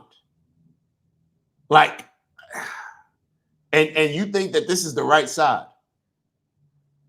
Like this is the. They think that shit is a joke? Oh, man, bro. Didn't nobody put that in her comment section when she was going off? I want her help. Who's gonna say something that matters? Who's gonna come in and say, well, we're gonna see what her name is so we can find out, so to prevent her from ever getting a job here. Isn't that what's done when something happens on the other side? So somebody can run for president and y'all still love her, who signs a bomb saying to finish them, talking about killing innocent men, women, kids, destroying an entire country. That's okay. But when it comes to college students who are trying to say free Palestine, whoa. we're withdrawing our funds to these schools. We're no longer donating to these schools. Matter of fact, give us their names. These kids will never get jobs. We'll make sure that they never get jobs. Yeah, we're not with that bullying stuff, bro. Like you're not just gonna make these threats to bully people and expect everybody. The majority of people are gonna fall in line. The majority of people, no problem. You know what? Hey, I don't want to piss them off. Like, hey, I still gotta put food on the table. Like, majority of people will have that energy, that cowardly, non-Christ-like energy. But there's gonna be a bunch of other people that are not with that, or not cool with whatever comes my way based on standing on this principle. I'm cool with it. Yeah, I'm cool with it. I'm cool with it. What are you going to take money away from me? Okay, I'll move in with my parents. They'd love to have me home. I don't care. Like what are you going to do? Like, what exactly are you going to do to me? Like, what could be worse than me supporting something like this? Do you think me living in a nicer crib is worth me supporting this? Come on, bro. And yeah, you could take as much money as you want from me. You're never going to get me to bend or fold on my principles, my morals, and my values. And I look forward to the day where maybe I have to prove that, or I'm in that position to show y'all that. And I'm going to document it. I'm going to make it look good. We're going to put it in 4K, maybe 5K at the time. And we're going to show the entire process so other people won't be scared as well. That's the energy that I'm on. That's the energy that and perhaps I just haven't been humbled enough. Perhaps I just haven't had the right people knock on my. I don't know. Yeah. I don't know. But I'm just telling y'all, like, certain things are not worth me just going along with. It just is. It is what it is. I'm not bending on that. Let's get to this interview. That's disgusting. Nasty. I never told anybody, but it was something that I noticed over time that I'm not the only one. Yes. Everyone else is noticing this, and everyone else is heading towards the same direction, which is nationalist, America first. And that's the direction I hope it will be. Well, it's kind of, once you start to think about it, it's the obvious conclusion. What's the purpose of a government? I mean, you can like America or not like America, whatever, but if you're running America, right, you have an obligation to Americans. Absolutely. It's a crazy concept, right? But it's just like, what would the other formula exactly, be? Like, what are we doing? Yeah. But that's exactly how it's been. It's just, it makes no sense to me why we have special status for certain other countries, why we have special status for certain corporations, certain groups. It's like, why? We have people struggling here. We have people below the poverty line. We have bad schools. We have people going into debt because, they broke a bone. Like, exactly. This stuff is ridiculous. So we have to call it out. And America First, I think, is mistakenly always associated with social and cultural issues. Right. But it's also a massive economic issue as well. I totally agree. And no one talks enough about that. Because they don't want to talk about that. No, of course not. It's easier Because to just scream about Hitler. Oh, yeah. What does that have to do with anything? Yeah, He's been dead 80 just years. Label you right. something. Exactly. And the labeling is so ridiculous, and it drives me crazy because I've been called everything: fascist, socialist, woke. You have? Right? Yeah. Yeah. Radical. And that's the one that really gets me the most. This is a radical thing. I can be called like fascist, so who cares, right? Those are just, everyone uses that now. So it's nothing special. But the radical, that bothered me because I'm like, all I have done, and the only time I've gotten attention was because I advocated for American jobs, American affordability, American safety, American culture. It's like, that's not radical, that's rational. There's nothing wrong with that. But it's ridiculous. It's the least revolutionary platform ever devised. Oh, yeah. And the labeling is so dangerous, too. Just calling someone a Nazi is basically the same thing as calling for their death at this point. And we've just, based off of the political violence and the direction we're heading, I don't really see a difference between the two. I agree with that. Yeah. How many times do we see those terms being thrown out? Yeah. There? Nazi this, Nazi that, right? And matter of fact, hold on. Let me while we're talking about that, because I was very impressed with this young man. Very impressed with this young man. But let me pivot real quick, and then we'll get right back to that, because I just was reminded about how, like, when you call somebody either a Nazi, when you call somebody a traitor, and this is something that they were calling Trump. A lot of the Democrats and liberals were calling him, saying, like, making references that he's a Hitler, he's fascist, he's a Nazi, all these things. What do you think's going to happen when you call somebody a Nazi? Wouldn't somebody be a hero for, let's say, stopping the Nazis? Like what if like we celebrated when we killed Osama bin Laden, right? So I'm assuming that people would celebrate if they thought that somebody was Hitler or a Nazi. It would be a good thing. Like you're incentivizing, you're calling for them to be killed. This same thing happened with Louis Farrakhan and Malcolm X. But this, let me just focus. Let me stay focused. So Megyn Kelly put up this, or Mark Levin. Can you guys see this? Make it a little bit. So Mark Levin wrote, now, Megyn, I never called you a Nazi and I never called you an anti-Semite, which you accused me of saying as well. You're awfully defensive. Serial lying is not a great trait, Megyn, but you are a crackpot. Let's take a listen at what Mark Levin said about Megyn Kelly and others. I don't know where this is going. I don't know where this Jew hatred from the Marxists, the Islamists, the neo-Nazis, the grifters, I don't know where they're pulling us and pushing us. What do they want to do with American Jews? What do they want to do? Where are they taking this country? They're destroying it. Carlson, Owens, Kelly, Bannon, the rest of them, and others. I don't know where this is going. So clearly said her name. So then she responded, you absolutely did, you lying piece of, you won't be happy until you get someone killed. That's what they're calling for. You don't call somebody that name without expecting somebody to treat them as such. So we'll see what ends up happening. We'll see what ends up happening. But when people if something starts happening to people, who's going to be surprised? You call somebody these things, that's what happens. All right, let's keep going. As someone who's been called it quite a bit. So was it Ben Shapiro that you were watching at first? Ben Shapiro, a lot of Daily Wire, Steven Crowder. But other than that, I think I never sat down and watched Fox, right? Right. Because no one in my generation ever sat down and watched TV. No. So it was always YouTube videos and stuff online and just, memes basically. And now we've kind of evolved and now I'm on X. I was never on X. My life was probably better before I was on X. Probably so. But it's definitely something that I transitioned into, and I don't really watch the people I used to. No. Yeah.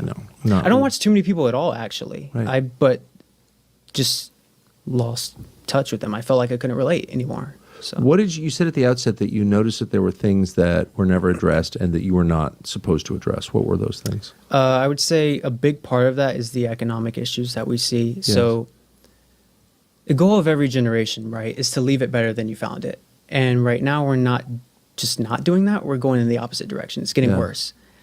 And I noticed that, you used to have a choice. You either for free market neoliberalism or you're a Mamdani style socialist. Right.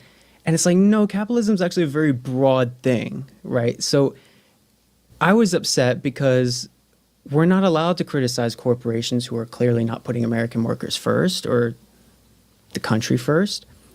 And the Republican Party historically has been you can't criticize that. You can't criticize the free markets. And I don't even like to call it free markets, more like lawless markets, actually. Yes. And that's actually the same structure that destroyed industrial America. All of those factory worker jobs that were in Ohio, in Indiana, Michigan, Wisconsin, Illinois, Pennsylvania, that all got sent over to China and other foreign countries. And we're not allowed to criticize that?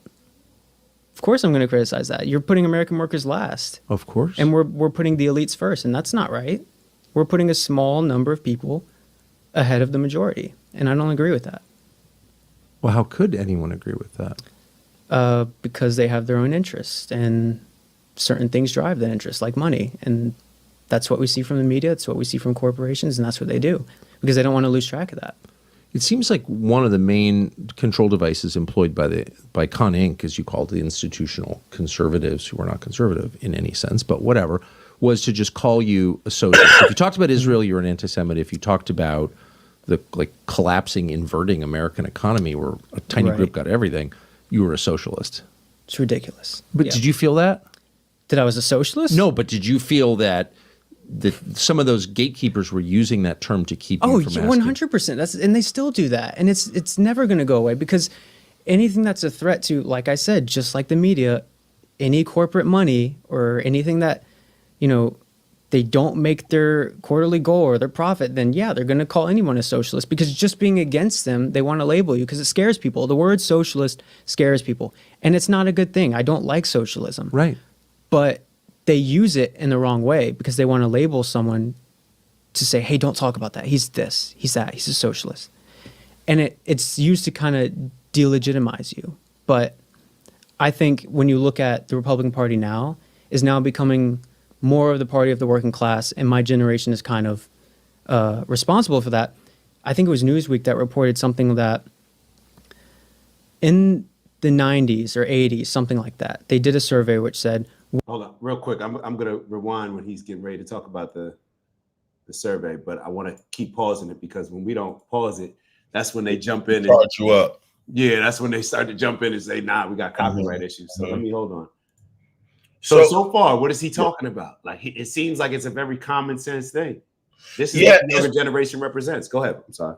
No, I was going to say, so, and you're going to have to do a little bit of explain, because I'm new in my political journey, but when people are, what I heard, Republican, and they're always saying America first, and because I'm coming from what I would say, I want to even say unbiased, I've just gone from what I've heard, and you just typically hear that a particular party who keeps saying America first, they also mix that in with, oh, these people are racist, these people want certain things, compromise for certain groups or people, or et cetera, et cetera.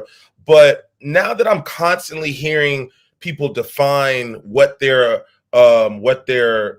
meaning of America first is to them, I'm starting to realize it's less and less even rooted in what I'm typically always hearing that it's rooted in. Does that make sense?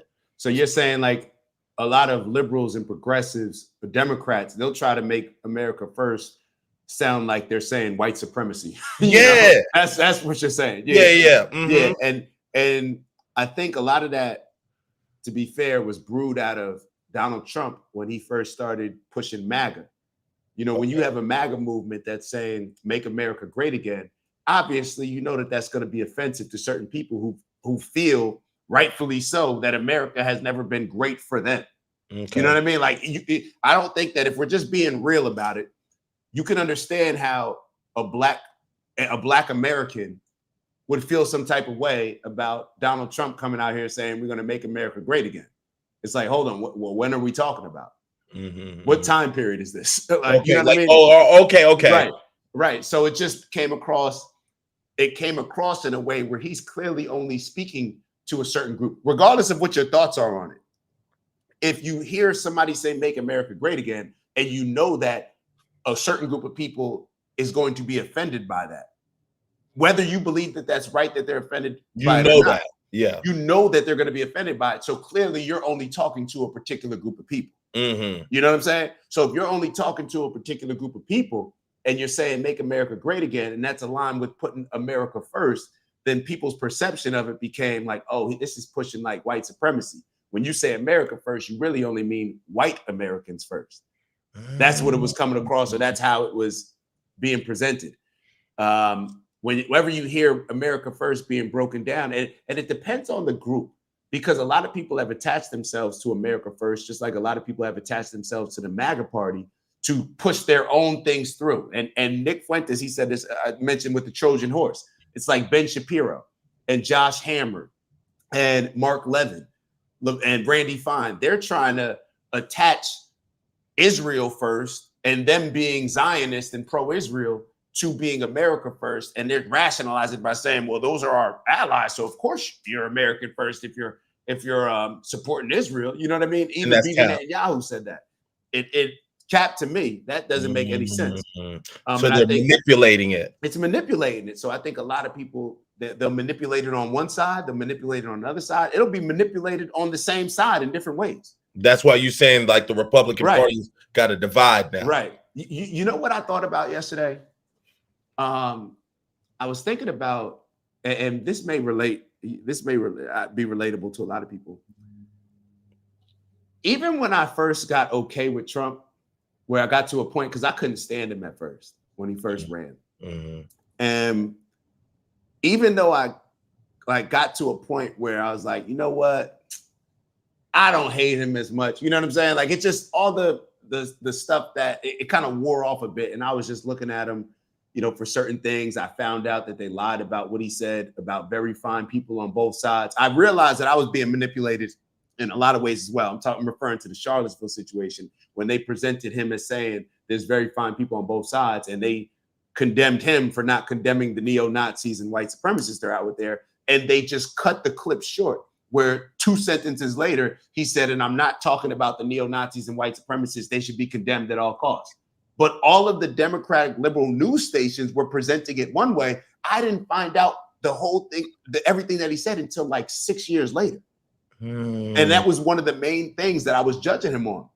So I eased up on him a bit, but I found myself, and this may sound crazy, and maybe this is the emotions around it, where a lot of people that were supporting Trump, I didn't it's not like I liked them and the reasons that they were supporting Trump. You know what I'm saying? Like a lot of the energy that I got from people who were supporting Trump, I didn't like that energy. When it was non-black people. You know what I'm saying? Because most black people didn't support Trump. Yeah. But so here you can rock with somebody for totally different reasons. Right. You know what I'm saying? So Right. It's like I heard a lot of people, a lot of people were, a lot of the white supremacists and people who, you know, don't care about any other group of people besides white people. A lot of those people were rocking with Trump. So I may have rocked with Trump at a certain point, but it wasn't for the same reasons that they were rocking with They Trump. was rocking. Right. You know what I'm Right. saying? So that's a little bit, I'm not sure that has anything to do with what we're talking about, but what I'm saying is that people can try to act like they're on board with the same team and try to just push their own agendas in a very slimy way, in a manipulative way, to just get whatever done they want to get done. So it's just like when there's no conversation like this. Like I watched that Tucker Carlson. I think I don't know if it was live, but I believe he was speaking for Turning Point yesterday. And so I tuned in for Tucker Carlson, and you know, I don't know much about him other than nobody want him on here. But when he was speaking, he was saying a lot of things like, you know, like we're funding, you know, these wars, but American people, like credit card debt is huge. They got all this stuff. And I'm just like who got a problem with that? Like, who's mad at this? Yeah, like, why are you upset with him saying why are y'all beefing? And then you start seeing, and then you start to realize, well, when he says he doesn't like a particular group, if the media outlets played in a fashion like you were speaking with the Trump play and cut it off at a certain moment, you would have thought he just on some anti-Semite shit. He just like, nah, I'm just not off all y'all problems. Why the American people can't afford to go to college and they ain't got no jobs. Like, you forcing my hand, you forcing me to speak like this because y'all acting like it ain't clear what I'm speaking about. So let me make it so you're not confused about what I'm saying. I'm not off y'all blowing bread when the American people struggling to put some groceries. And guess how he described the American dream? The identical way that I described it on Monday. White picket fence, a simple home. He's like, we don't want mansions. They just want a regular ass house. But the kids can't even afford to have children. They can't. I'm like, yeah, like what's the smoke? Who got a problem with this here? And if this is just wild to me that we be spending so much time talking about shit that honestly, he says, honestly, if anybody got a problem with this, bruh, America can't be first. And I'm like, yeah, I kind of see what he's saying. Like, I'm not going to beef with logic. Like, this shit just makes sense, bruh. I mean, I'm sorry. Go ahead. No, so I was just saying, it's just so, it's almost like, what are we doing here? Like, y'all get off on just these, like, battles on the internet, and I don't know what y'all could be on for y'all to tell me here that and I'm watching people in the comments hating, like he was saying send the immigrants home. And I'm sitting there like, oh God, I know this sensitive. But then I heard the reason, and I'm not saying I agree or disagree, but I'm just like, nah, like if they elite, like them, I'm basically what he's trying to get to, bro. I'm trying to get these Americans got to get these jobs. I was like, oh, this ain't on no hatred shit. It's just, if you really hear it, I'm not hearing hate come off his heart, but maybe some things is, you know how like sometimes parents got to make a difficult decision that their kids just may not be at a point that where they just don't understand, or they'll be very emotional about it. And so, look, he's offering an option. Don't mean that everybody gonna agree to cool. And then people in the comments, well, who gonna work them? Who gonna work here then? I don't know, nigga. That ain't my problem. What I'm trying to do, he's trying to he's pulling the macro perspective. You talking about micro shit. Somebody got to go do it. You know, so this political shit, like I'm glad I'm getting into it with I'm glad I'm navigating with obviously your perspective and your kind of explaining things. And I'm also glad I'm coming into it where just like I'm kind of unbiased and I'm really just hearing things for what they are. But the way that they market in this stuff, they got people turned for really no reason. And if they allowed them to just hear the other side and not label it or start throwing words like racist, anti-Semite, all that stuff, it stops people from hearing, like you say with Nick Fuentes, like, Nick, like this be the issue. You be getting them all turned up, talking about some white nigga. Like, now they ain't gonna hear, but nigga, if we pull you in a one-on-one on the pod, you chilling. Like, you're not even off none of that. So y'all get so bought into the character, you get on your yay horse, then all of a sudden, don't nobody want to hear nothing else. They make the judgments, et cetera, et cetera. So it's almost like people don't want their words to be powerful, but then it's just like, dog, your words are very powerful. If you have a bigger objective and a bigger meaning behind it, you got to move in a certain way so you allow people to hear that message, which is so much more important. So, yeah, I'm seeing what you're saying, like how you could just be like, not off the Trump shit. And then the way they painted it to us, like, yeah, all they showed was racist people in camo fatigue. And then you start hearing the principles like, nah, we just trying to, and I'm like, oh shit. And they doing that. They know what they doing. Both sides. Mm-hmm. They know exactly what they're doing. Mm-hmm. And we the ones that don't know what's going on. Yeah. We the ones that up in the clouds. So, and this is exactly what her son was talking about. We're talking about jobs. It should be a very simple thing. Like, hey, we just got to take care of Americans. You know what I mean? Like, you got to take care of home first. You know, you got to feed your kids. You know, you can't just take all the food out the house and give it to other people. And now your kids are at home and they can't eat. Like, you got to figure it out. It should be common sense. But they try to present it in a way because it's either they're trying to pin us against each other on things that don't even matter. It seems like, while the people who are really running stuff, they just finesse and get what they want. Let me scroll ahead to this part because it's addressing some of the things that I think we've been talking about. And I think it's about 3 minutes that we'll let go because I think he's touching on some things he may disagree with, like the picture that he saw with his mother. I don't think he's going to actually address that, but he'll be talking about that particular issue.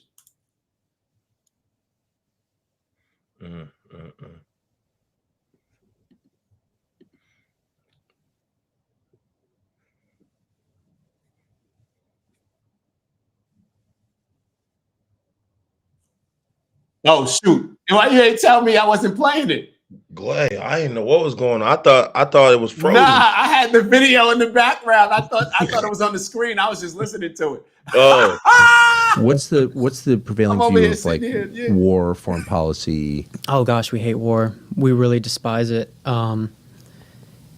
George Bush was probably the worst president in modern America by far. When you look at the amount of debt, like when we talked about the 38.2 trillion, I mean, think about how much of that was Iraq, Afghanistan, all of that. Yes. And we don't have anything to show for it, really. I mean, Iraq is now basically a satellite state of Iran. You know, there was a deterrent to one of America's enemies, and now it's just a puppet state. And you have Afghanistan, which, you know, understand attacking Al-Qaeda. You know, they They attacked us, sure. Yes.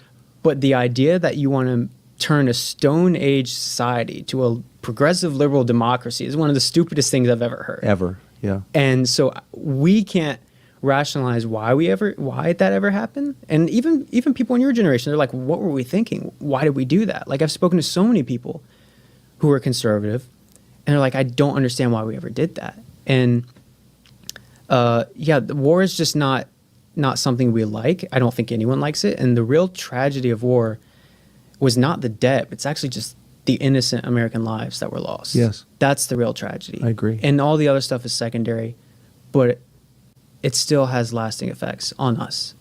So when you hear people agitating for like another regime change war in whatever country, what do you think? I'm angry and I'm frustrated as someone who's the son of, my dad's in the military. Yes. That makes me angry Yes. because I don't want him to go and fight in a war that will just be another waste of money and a failure. So there's a personal element to it, but also it's just stupid. How many times are we going to do this before we learn it doesn't work, Yes. right?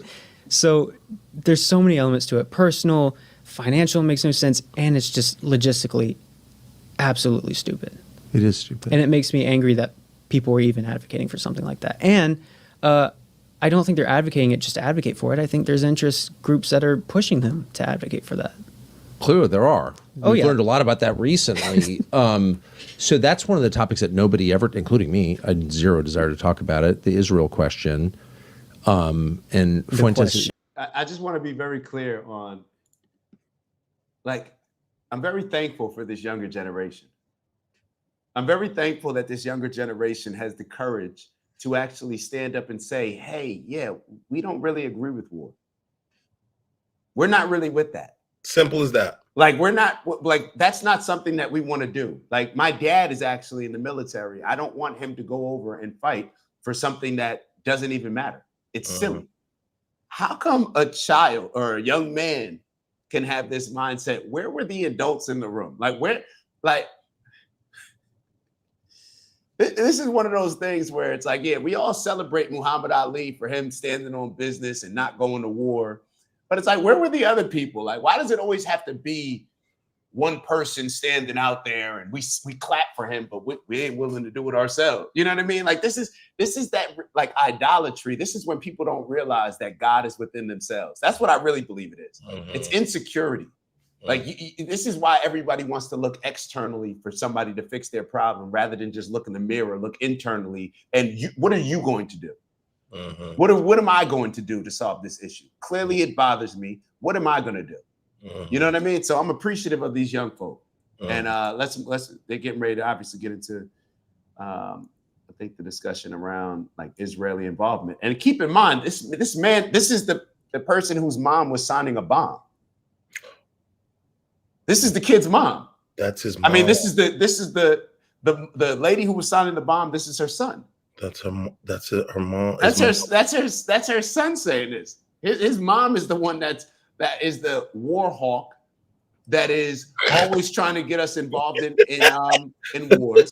Now think about this. Here you got a father in the military, right? You got the father that's in the military, and the wife is in politics. Oh, here you go. Here you go. I'm gonna exit the chat. Hey, W's in the chat. She's running around trying to convince us to get into a war that man has to fight. Yeah, here you go. Go in your bag.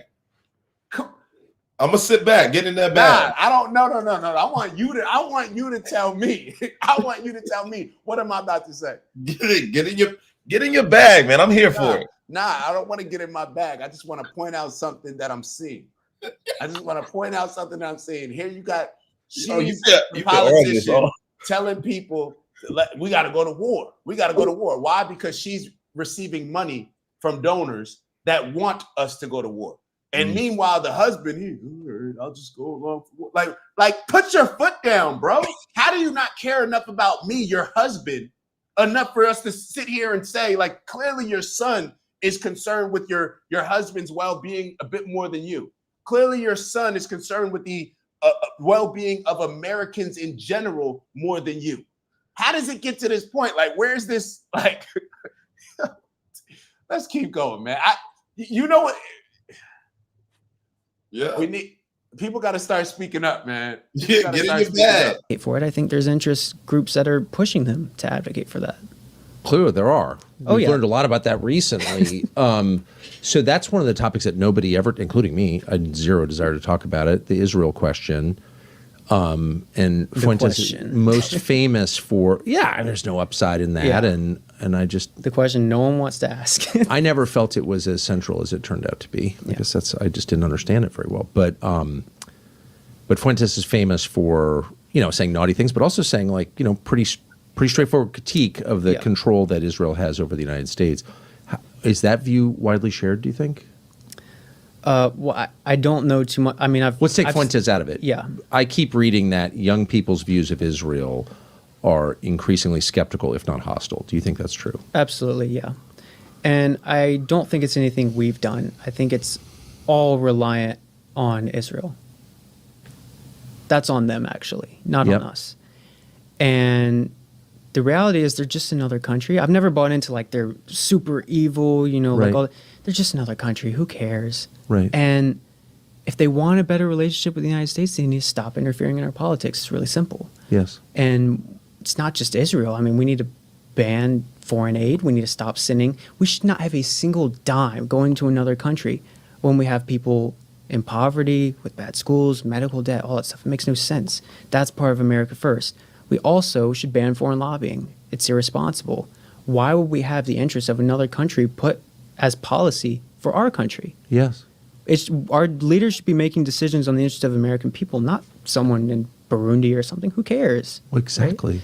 So those are two things that I think if we cut out the aid, cut out the lobbying, I think it'll stop a lot of influence, not just from Israel, but from every country. Exactly. Because it's not just Israel. It is a lot of other countries that do that. And Right. it's just as much a problem. And just as egregious a violation of the most basic principle of government, which is serve your people first. Absolutely. Yep. Do you feel people are less afraid to say that now? Oh, yeah, for sure. And I just remember, like, growing up when I was in that 2016 era of conservative politics, Israel was untouchable. Like, you could not say anything about it. No, I remember. And in some ways, it's, like, still kind of that way. But it's, like, it's just weird. It's weird, the obsession, Whether I'm not one to like the obsession, whether it's good or bad. It's just weird that people are obsessed with it the way it is, and I just don't agree with either one. I agree. I completely agree. waste of time. It's just another unhealthy, country. too. Yeah, it really is. Wake up thinking about Israel every day. It's not good in either direction. Right. Yeah. Let's focus on America. How about that? Amen. So what are your views on immigration, and what views do you think? All right. I'm not sure if you got my text, BK. I got to run out of here in a few. Okay. But he then goes on to discuss how like the whole dual citizenship, and he's discussing a lot of these things. And what he sounds like is Nick Fuentes. That's what he sounds like. A lot of these younger people tend to sound the same, perhaps because maybe it's because like we see our parents or we see a generation before us. It doesn't have to necessarily be our parents, but maybe it's the mindset of, oh, well, our parents are doing that, so naturally we'll go against it. So maybe naturally it's just kind of happening where you're questioning your parents' thoughts and how they see the world. So maybe this is why the younger generation is seeing it this way. I really don't know why. I really don't know why. Yeah, it's good for checks and balances too. Mm-hmm. It is very good. Yeah.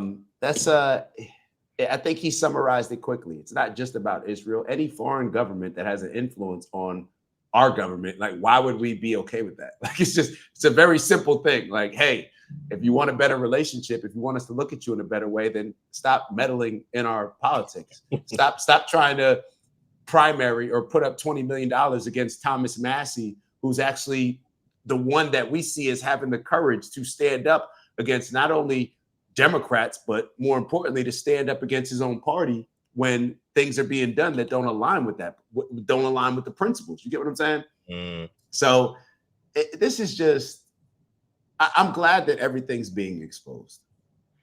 Yeah. I'm just glad. Let people, like Donald Trump said, and Donald Trump's facing a lot of heat right now for not condemning Tucker Carlson and Nick Fuentes when he said, yo, you can interview whoever you want. Mhm. Put the information out there and let the people decide. Yeah. Put it out there. Put it out. Put it out there. You got 2 lines. You got 2 lines. These are your 2 lines. My go-tos what? Your 2 go-tos right here. Put it out there. And you got stand on it. Those are your 2 things. Just put it out there. Let's see what's up. Let's see what you got. T-shirts coming soon. We're gonna put that on there with the Wang Half and the Bang Half collaboration. That way, hey, let me see. After seeing the video and giving it a couple days to marinate, I don't have a problem with the Wang Half. Why you gonna do that when I said I gotta jump off here, man? I ain't got a problem. I ain't got a problem with it, man. It's all about your energy behind it. You trying to bring us together. I see what you're doing. I see what you're doing. You trying to bring us together. I don't have a problem with it. Ride out. He should be able to. He just trying to market a shirt. Fuck it. If he's supporting the right cause, I'm with it. Right? I mean, what are we gonna hoard a word that we don't want used against us? But nah, he riding with it. He fucking with it, going hard as fuck. Fuck it. Go and get your t-shirt off, bro. I'm in for it. Come on, man. We ain't got no problem putting that little sticker on telling us Democrat. Nah, Wang Half.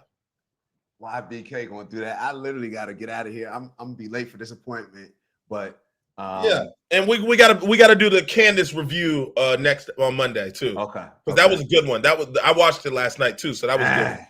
Yeah, the W Conger said the WB. Yeah, man. W Bang hat. Get you a Wang hat, bro. Man, so I have to leave here. I have to be off here in 3 minutes. So we're going to make this very quick. We're going to do our breathing exercise. We're going to go through 3 rounds. 4 seconds inhale, 4-second exhale. The inhale, we're inhaling positive energy. The exhale, we're getting rid of the negative energy. Make sure that you like. If you're in a safe place, close your eyes. We're going to begin now. All right. Inhale. Inhale the positive energy. 4 seconds. Ready, go. Hold. Exhale. Hold. Inhale. Hold. Exhale. Hold. On this next inhale, make sure you get a good amount of positive energy. Feel it coming into your system. There. Hold. And on this next exhale, release the last remaining bit of that negative energy. Ready? Let it out. Hold. All right. Y'all know we come here to do elevate on purpose, challenge yourself, raise your standards, become a better leader. Let's grow into the people that we need to grow into in order to have the confidence to go after these amazing goals that we go after. Strength and onward, strength and honor, onward and upward. Let's get to the bag. All the things that are going to make sure that we're on the most efficient trajectory as we're living in our purpose, striving for purposeful abundance, and seeking to make this impact on the world that we like to call our personal legend. You got to figure out what's in your bag, the things that you need to navigate you to your goals, the things that I focus on: peace, love, happiness, health, wealth, and in everything we do, integrity, and of course, balance.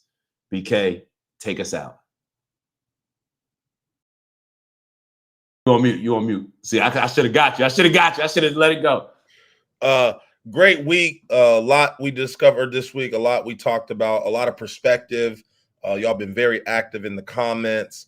It's been a great week. Next week is Thanksgiving. So how we going Thursday, Dak? What you thinking? I was thinking going Thursday if we take a break, I'd rather take a break on Friday or maybe go a little bit later in the day, maybe Friday. Okay. Because I'm gonna be driving down Friday first thing. Okay. I got to make my Thanksgiving rounds, man. Rounds, gotcha. Get your plates and stuff. Yeah. So yeah. Okay. So yeah. But yeah, we gonna do our digging this weekend. We're gonna make sure we have a hot week for y'all. And if y'all get anything, you know, just send it our ways via Instagram or something like that, and we'll read into it. Sounds good. And my mom would be upset. Yeah, we call it Family Day. Oh, we call it Family Day around my parts. You call it whatever you want. Gotcha. You call it whatever you want. Yeah. But when you know the history, I'm not even gonna get on that. Nah. All right. Unc said, please remember to have a wonderful weekend. We're on our way out. Please remember to like and subscribe. Yes, definitely, Unc. If you haven't done so, this was your first time watching the show. I hope you return Monday. Thank you for watching. One love, everyone. Please be safe during your weekend.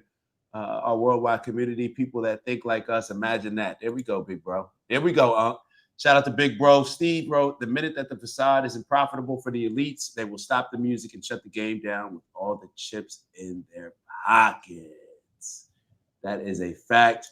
Wetnet said, blessed day to all. Going fishing. Conjure Up said, love y'all. Talk to people. Love you too, bro. For real, man. For sure. Love y'all, man. Talk to people. Bring them in here.